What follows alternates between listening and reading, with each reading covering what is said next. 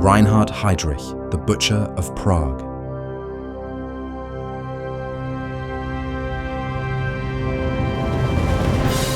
Reinhard Heydrich, one of the most powerful men in Nazi Germany, left an indelible mark on history as the head of the Gestapo, a key figure of the SS, an acting Reich protector of the Protectorate of Bohemia and Moravia.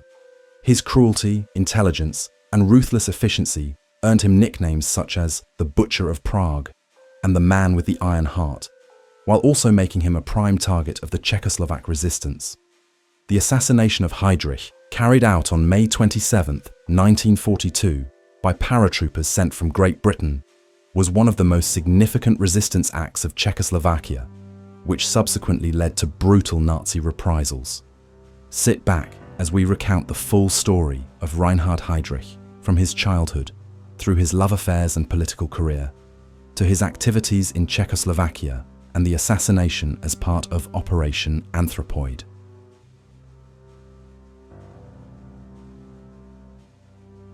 Reinhard Tristan Eugen Heydrich was born on March 7, 1904, in Halle an der Saale into the family of music composer and opera singer Richard Bruno Heydrich and his wife Elisabeth Anna Marie Amalie Heydrich, née Krantz.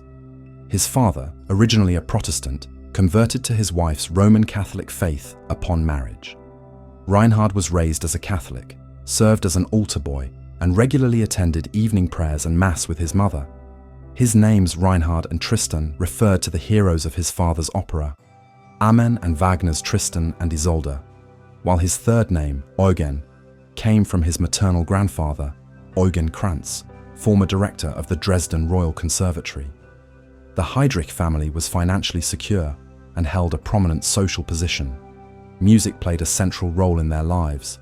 His father founded the Halle Conservatory, and his mother taught piano there. From early childhood, Reinhard was immersed in music and was expected to one day take over leadership of the conservatory. By the age of 6, he could already play piano and violin, with the violin becoming his lifelong passion, impressing listeners with his talent. Although Heydrich was physically fit and excelled in sports, particularly swimming and fencing, he was often mocked in his youth for his high-pitched voice and rumors of possible Jewish ancestry. These speculations grew after his uncle Hans Krantz married a Hungarian Jewish woman, Isa Jami. Despite such rumors, the family maintained friendly relations with the Jewish community. Many Jewish students attended the Halle Conservatory, and Reinhard had a close friend, Abraham Lichtenstein, the son of a local cantor.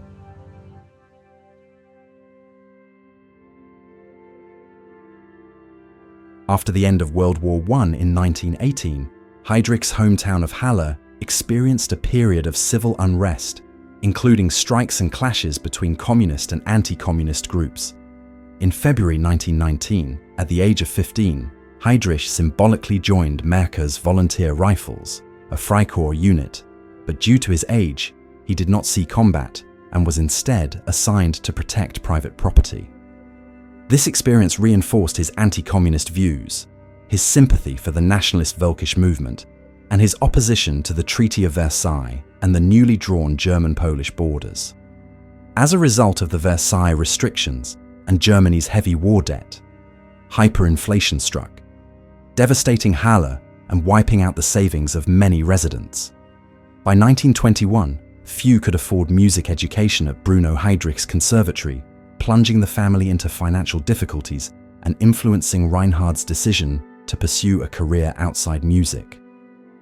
Ultimately, this path led him to the Navy, where he began a military career that would culminate in his prominent role within the Nazi regime.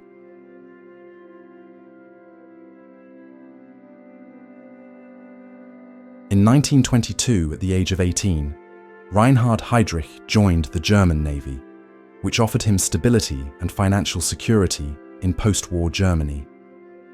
As a cadet, he was assigned to Kiel, the main German naval base, where he was introduced to naval service and gained his first experience. At this time, unfounded rumors about his alleged Jewish ancestry circulated among his peers, prompting him to emphasize his membership in anti-Semitic and nationalist organizations, such as the Deutsch-Völkischer Schutz- und Trutzbund. Heydrich rose steadily through the ranks, and on April 1st, 1924, he was promoted to senior midshipman, enabling him to continue officer training at the Naval Academy Murvik. In 1926, he attained the rank of lieutenant and was appointed signals officer on the battleship SMS Schleswig-Holstein, the flagship of the German North Sea Fleet. His superiors assessed his work positively, and on July 1st, 1928, he was promoted to first lieutenant, marking his growing influence within the Navy. Heydrich's naval career was overshadowed by his numerous love affairs, which eventually led to his forced resignation in 1931. In December 1930, he met Lena von Osten, a devoted Nazi Party supporter and anti-Semite, at a rowing club ball, and soon became engaged to her. This relationship, however, revealed his prior engagement to another woman.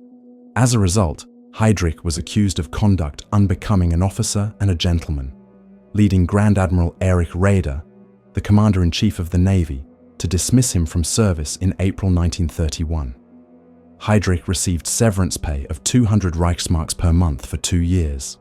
Despite this scandal, he married Lena von Osten in December 1931, marking the beginning of a new chapter in his life. But before that, he faced his entry into the NSDAP and SS.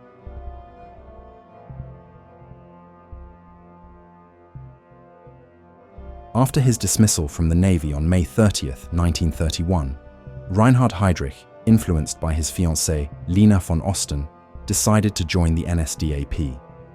His party membership was registered under number 544,916.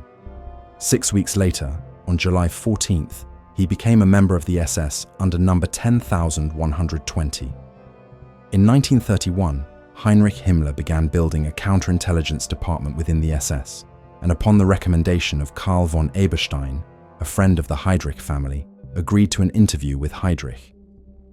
Although Himmler initially cancelled the meeting, Lena ignored this, packed her husband's suitcase, and sent him to Munich.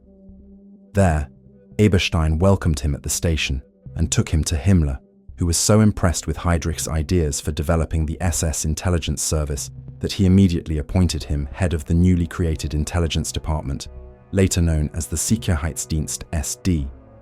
Heydrich's entry into the Nazi Party in 1931 was early enough to dispel suspicions that he had joined purely for career reasons, but not so early that he could be considered an alter Kämpfer, old fighter. His rapid rise within the SS was the result of his organizational skills, loyalty to Himmler, and ability to efficiently build and manage intelligence operations.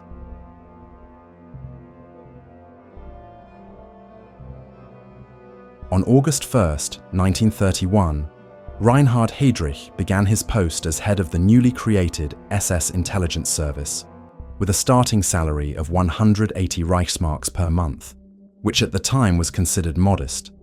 The amount was lower than his previous naval pension, but Heydrich was motivated by ideological zeal and by the support of his wife Lena's family, who were staunch supporters of the Nazi movement. In 1932, just a year after his appointment, his monthly salary was raised to 290 Reichsmarks, providing him with greater financial stability and allowing him to focus fully on building the intelligence network. By 1935, Heydrich's base salary had reached 8,400 Reichsmarks per year, supplemented by an allowance of 12,000 Reichsmarks. In 1938, his annual income rose to 17,371 Reichsmarks. Heydrich's loyalty and efficiency were rewarded not only financially, but also symbolically when he received from Himmler the Totenkopf ring, an honor bestowed for special merit within the SS.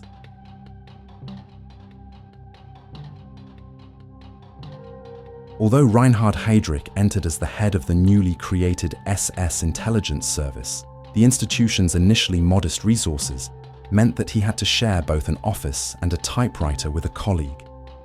Nevertheless, by October of that same year, he had built an extensive network of informants whose purpose was not only the collection of strategic intelligence, but also the acquisition of compromising material to blackmail political opponents. The service's headquarters was located in Munich's Brauners Haus, the Nazi Party's main headquarters, where Heydrich systematically stored information on thousands of index cards. Since his work significantly strengthened the SS's position within the Nazi apparatus, Himmler decided to reward Heydrich with a promotion on the occasion of his wedding in December 1931.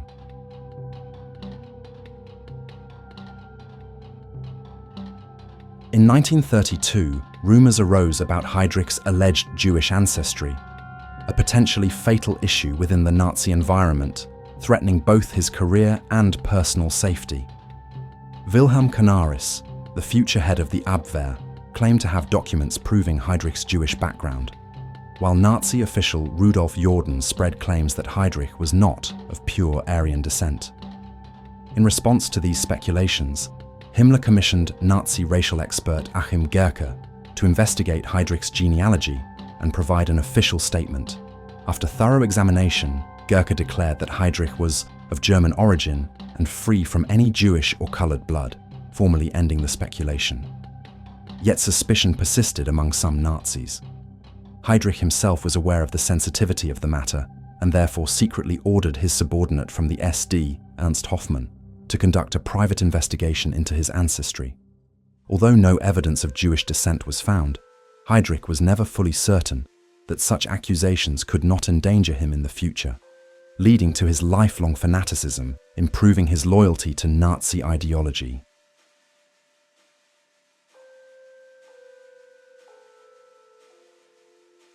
By mid-1932, Heydrich was appointed head of the Security Service, SD, which under his leadership transformed into an effective apparatus of terror and political control. Together with Himmler, he envisioned unifying the police forces of all 17 German states under their command, with Bavaria as their first target.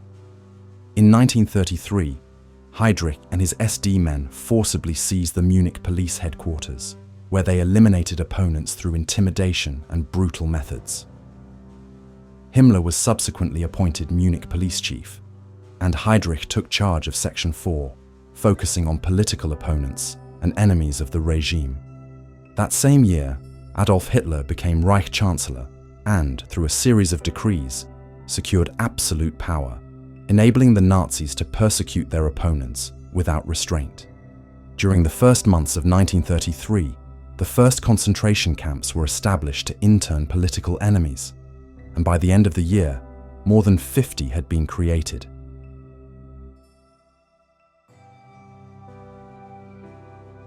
The Gestapo, the secret state police, was originally created by Hermann Göring as a Prussian police force, but in April 1934, it was placed under the full control of the SS. Himmler appointed Heydrich as its commander, thus giving him control over one of the most powerful instruments of Nazi terror, which could eliminate opponents without judicial proceedings. At the same time, Göring appointed Heydrich to the Prussian State Council as an advisor, granting him significant influence over political decision-making. On June 9, 1934, Rudolf Hess officially declared the SD to be the intelligence service of the Nazi regime, giving Heydrich even greater power over the security apparatus. Heydrich's rise within the Nazi security structure was due not only to his fanatical devotion to the regime, but also to his ruthless efficiency.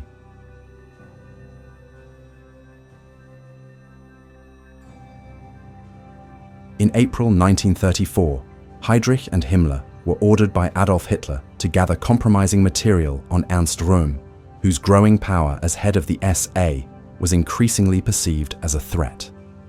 The SA, originally the main Nazi paramilitary force, had at that time more than 3 million men, and its leadership harbored ambitions of becoming the dominant power within the NSDAP, raising fears of a possible coup.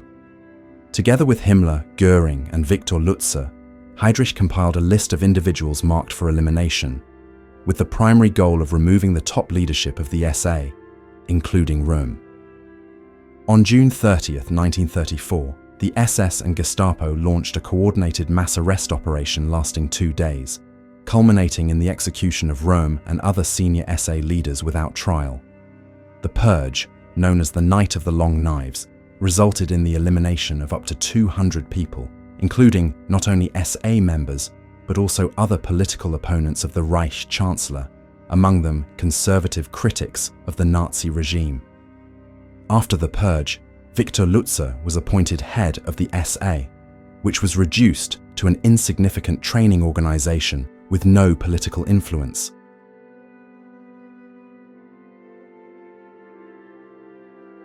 After the elimination of the SA, Heydrich focused on strengthening the Gestapo, which he transformed into an omnipresent instrument of terror and political persecution, consolidating his power within the Nazi security apparatus.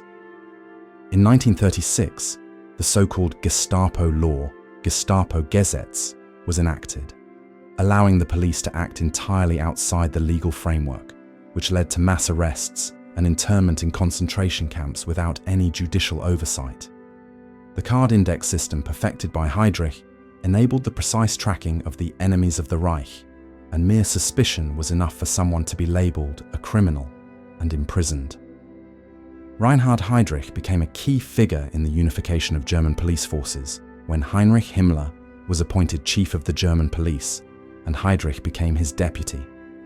Himmler divided the police into the Ordnungspolizei, which included the uniformed and municipal police, and the Sicherheitspolizei, security police, composed of the secret Gestapo and the criminal police. Heydrich took command of the security police and the SD.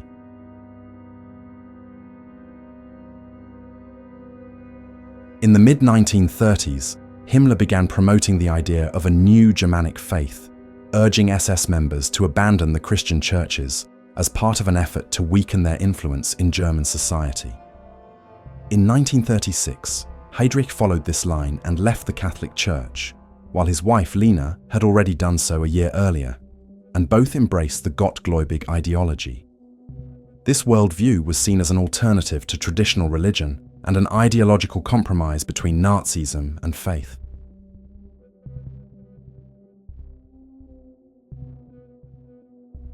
In 1936, Reinhard Heydrich learned of an alleged conspiracy of senior Soviet officers against Stalin, which he saw as an opportunity to weaken both the Soviet army and his rival within German military intelligence, Admiral Canaris.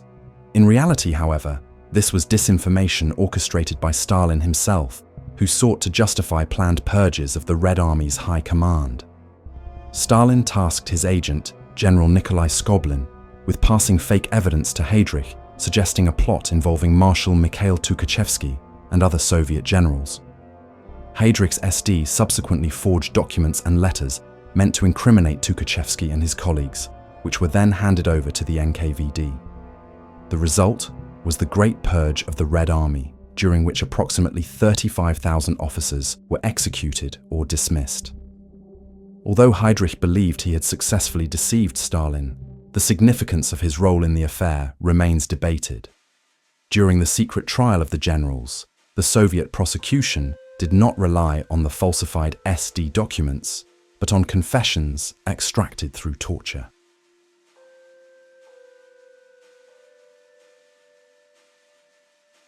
During the 1936 Summer Olympics in Berlin, Heydrich was in charge of organizing security measures. The Games were used for the Nazi regime's propaganda purposes, and for his role in their success, he received the German Olympic Decoration, First Class. In January 1937, Heydrich ordered the SD to secretly collect and analyze public opinion, which led to house searches, arrests, and Gestapo interrogations aimed at controlling public sentiment. In February 1938, when Austrian Chancellor Kurt Schuschnigg rejected the Reich Chancellor's proposal for union with Germany, Heydrich increased pressure on Austria by organizing Nazi demonstrations. Propaganda spread throughout Vienna and other cities, emphasizing the shared Germanic origin of the two nations. This culminated on March 12, 1938, when Austria was annexed by Nazi Germany. Historians regard Heydrich as the most dangerous member of the Nazi elite, with Hitler calling him the man with the iron heart. as he was a key architect of the early phase of the Holocaust. Heydrich was responsible for deportations, imprisonment, and extermination of Jews, receiving orders only from the Hitler, Göring, and Himmler, which gave him immense influence over the course of genocide. In 1938, he organized Kristallnacht, authorizing arson, the destruction of Jewish businesses and synagogues, and ordering the arrest of Jews.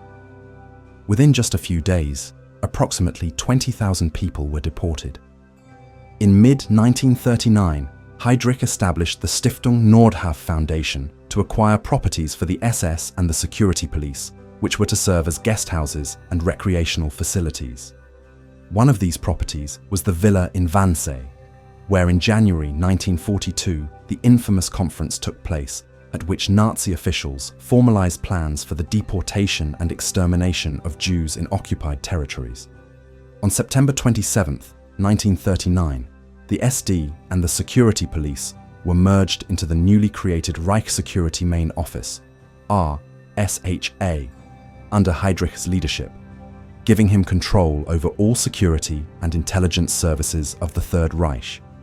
In August 1940, Heydrich was appointed president of the International Criminal Police Commission, later known as Interpol, whose headquarters was moved to Berlin. In September 1941, he was promoted to SS Obergruppenführer und General der Polizei.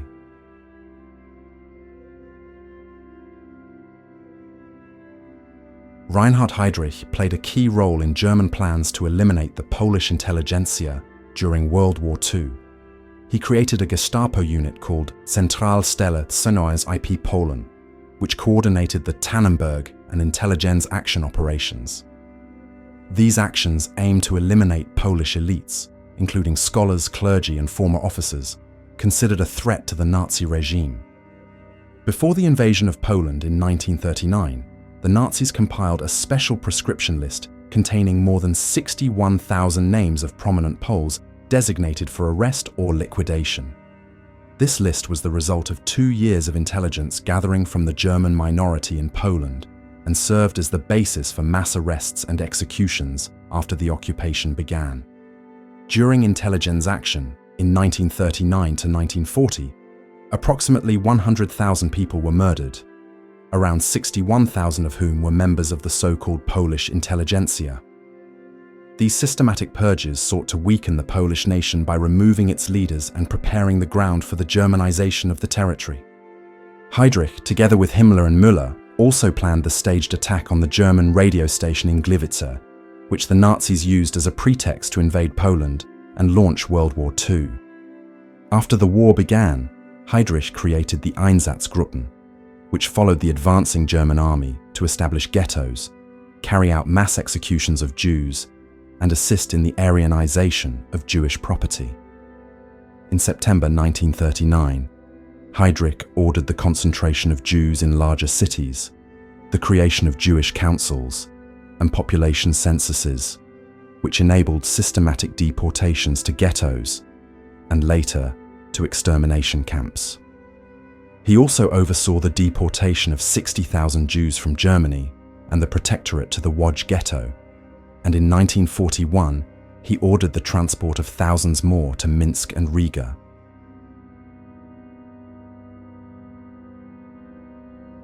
In December 1941, Hitler issued a secret order to Heydrich and the SD known as Nacht und Nebel, Night and Fog, which mandated the arrest of persons deemed a threat to German security, with the stipulation that these individuals were to disappear without a trace and their families were not to be informed of their fate. The decree targeted primarily resistance members and their helpers in occupied countries such as France, Belgium, the Netherlands, and Norway, with the aim of intimidating the population and suppressing any resistance to the Nazi occupation. After arrest, prisoners were secretly transported to Germany, where they were tried by special courts or handed directly over to the Gestapo or the secret field police. Proceedings took place in absolute secrecy and without any possibility of defense. Prisoners were often held in isolation, subjected to harsh interrogations and torture, and if not sentenced to death, ended up in concentration camps such as Natzweiler Struthof, Dachau, or Buchenwald. The Nacht- und Nebel decree aimed not only at the physical elimination of resistance, but also at psychological intimidation of the population by making people vanish without a trace, creating an atmosphere of fear and uncertainty. The exact number of victims is unknown, but it is estimated to have affected approximately 7,000 people, many of whom were executed or died under inhuman conditions in prisons and camps. After the war, the decree was labeled a war crime and a crime against humanity, was thoroughly examined during the Nuremberg trials, and its chief architect, Wilhelm Keitel, was convicted and executed for his crimes.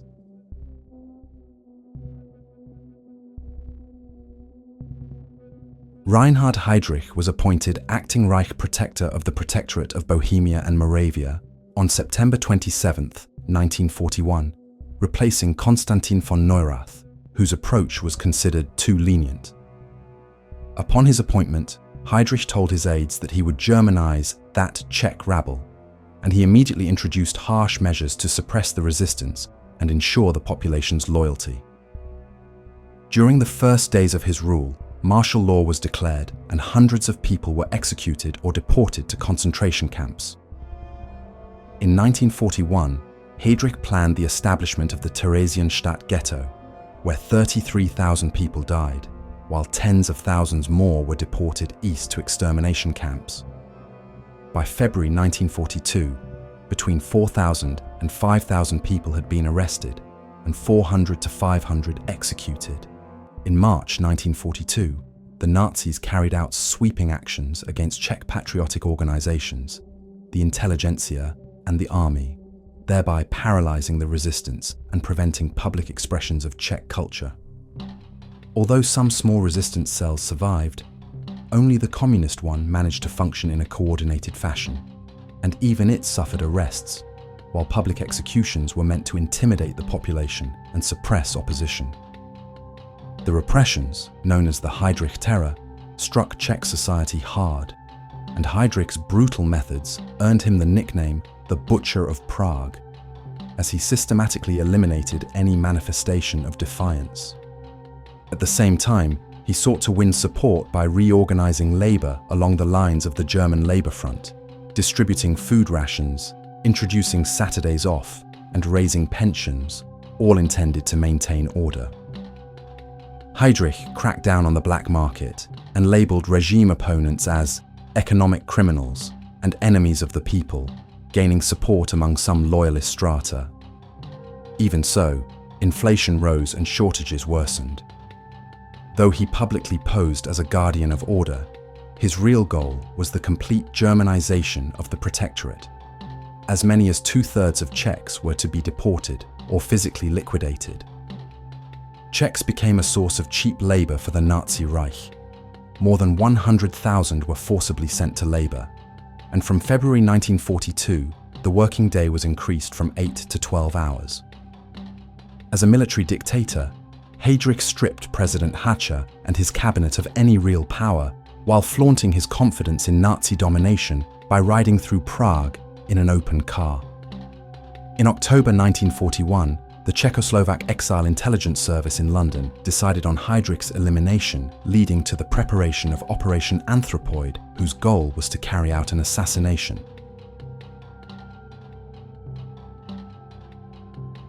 Operation Anthropoid was planned by the Czechoslovak government in exile and British intelligence with the aim of eliminating Heydrich, and preparations included intensive training of paratroopers in Great Britain. The team consisted of Josef Gabčík and Jan Kubiš, who completed special courses in weapons, sabotage, and survival before being dropped into the Protectorate along with other groups. They were originally to land near Pilsen, but a navigational error brought them to the vicinity of Hvězdy, from where they moved to Prague and sought support among resistance members. The paratroopers hid with the Moravec family and linked up with members of the Sokol resistance, carefully tracking Heydrich's daily routes to find the ideal place for the attack. After assessing the terrain, they chose a sharp turn in Lieben, where Heydrich passed each morning in an open car without an escort. After careful coordination, on May 27, 1942, Gabčík stepped into the road and attempted to fire a British Sten submachine gun, but the weapon jammed, forcing Kubiš to react instantly. Kubiš threw a grenade at the right side of Heydrich's Mercedes. The explosion pierced the bodywork, severely wounding Heydrich and injuring Kubiš with shrapnel to the face. Heydrich instinctively exited with pistol in hand but quickly collapsed, while Gabčík fled towards central Prague and Kubiš escaped by bicycle in the direction of Charles Square. Heydrich was transported to Bulovka Hospital, where doctors operated, removing shrapnel and part of his spleen, but his condition worsened rapidly due to infection in the wound. Despite initial signs of improvement, on June 4th, Heydrich fell into septic shock and died in the early hours, triggering massive reprisals against the Czech resistance. Meanwhile, the paratroopers hid in the crypt of the Orthodox Saints Cyril and Methodius Cathedral, but on June 18th, they were betrayed by another paratrooper from a different group, Karol Führer, leading to the cathedral's encirclement. After several hours of fighting with SS troops and Gestapo attempts to flood the crypt with water, the last surviving paratroopers chose to commit suicide rather than fall into enemy hands.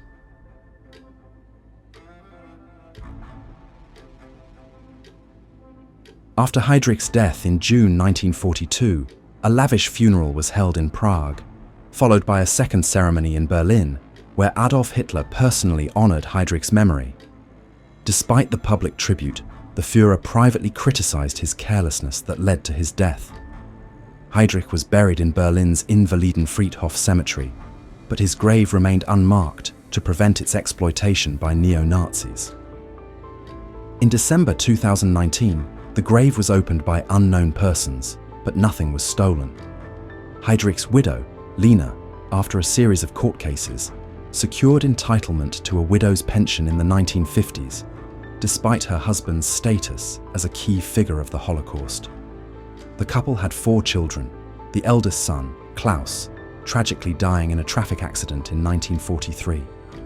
Lena later wrote memoirs titled My Life with a War Criminal, published in 1976.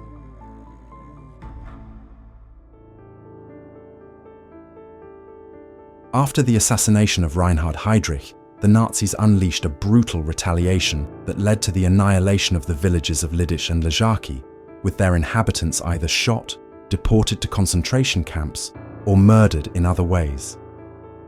On June 9, 1942, Adolf Hitler approved a plan for the destruction of Lidice, presented to him by Karl Hermann Frank, and the very next night the village was surrounded by SS units, the Gestapo, and Ordnungspolizei to ensure no one could escape. In Lidice, the Nazis first gathered all males over the age of 15, who were then shot in groups inside a barn near the village, with a total of 172 men and boys murdered. Women and children were taken to the gymnasium of the Kladno Grammar School, where they were held for several days in inhumane conditions before the women were deported to Ravensbrück concentration camp, and the children were either sent for Germanization or murdered at Chełmno. The village itself was systematically destroyed. Houses were burned down, the ruins leveled, and the surrounding land ploughed over to erase all traces of its existence. Even the course of the local stream was altered. A similar fate befell the hamlet of Ležáky, targeted because of the discovery of a radio transmitter belonging to the resistance group Silver A, which maintained communication between the paratroopers and London. On June 24, 1942, Ležáky was surrounded. All adult inhabitants were executed and the village was set ablaze. Of the 13 local children, only 2 were deemed suitable for Germanization, while the others were murdered in gas vans. In total, more than 1,300 people were killed in these reprisals, with many others imprisoned, tortured, and later executed at the small fortress in Terezín. The destruction of Lidice became an international symbol of Nazi cruelty, leading several towns across the world to adopt the name Lidice in honor of the victims, ensuring that this atrocity would never be forgotten. And with that, the story of Reinhard Heydrich and the reign of terror he imposed on the Protectorate of Bohemia and Moravia comes to an end. What do you think of him? Is it important to remember such figures and their crimes to ensure that such things never happen again? What are your thoughts? Share them with us in the comments.